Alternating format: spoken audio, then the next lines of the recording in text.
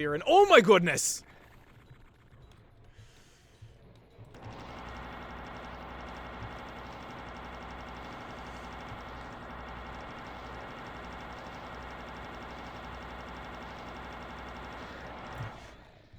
Okay, that was a weird interruption.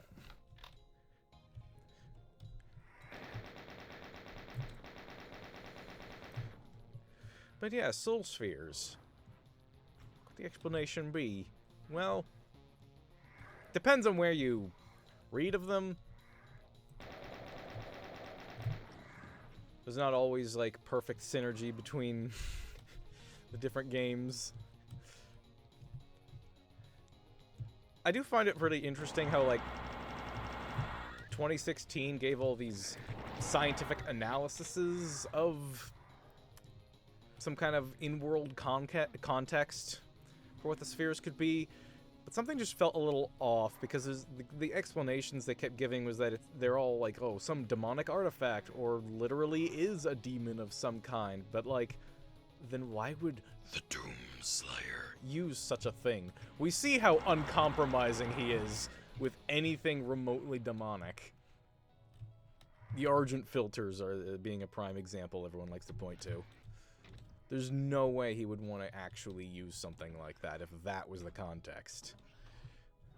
So there really should be something a little different. That wasn't quite how they went in the classics. But, yeah, something like the Soul Sphere, I could totally see something like that being, I mean, we see them killing, possessing. Who's to say they aren't just, like, stuffing human souls into crystal balls for one reason or another? In fact, I was actually first considering this with the invincibility spheres, but I don't want to spoil what the context for those are. Like, it's sort of something, one of those details where it's like, there's precedent for it, because there's like a thing that implies another thing that implies another thing kind of thing. So sure, maybe it's just headcanon, but like, it would be an interesting thing to add to the script, especially in a more storytelling-focused adaptation. We might need a few one-off characters from time to time. Deliver information and whatnot,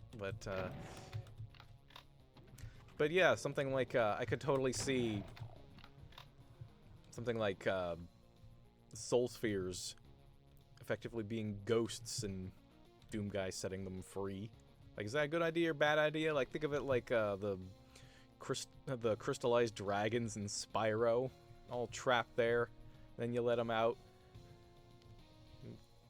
bring certain information to you, point out certain information to you before they ascend. Or just a simple, thank you for releasing me! I don't know, good idea or bad idea? I could see something like the partial invincibility, the partial invisibility spheres being something more to the effect of, I don't know, they stuffed,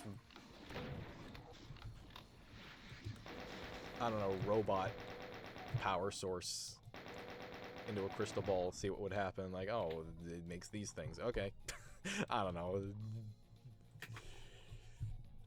But yeah, the invincibility spheres, I have something else in mind, but I don't want to spoil what that is. There's a few surprises I want to have without deviating from the original story.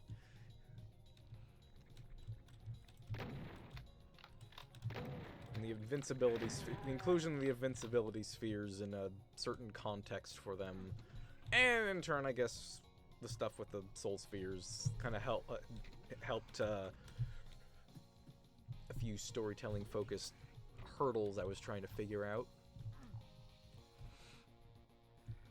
So I hope that works out, because it seems to be on the right track. It's like, there's all these points, there's these certain points where I want to, like, deliver this information and such, but, like, I don't want to just drop a massive exposition. I don't want to bring everything to a screeching halt and drop a massive exposition dump. I want to find a more natural way to gradually integrate information instead of just making everything just pause. interspersed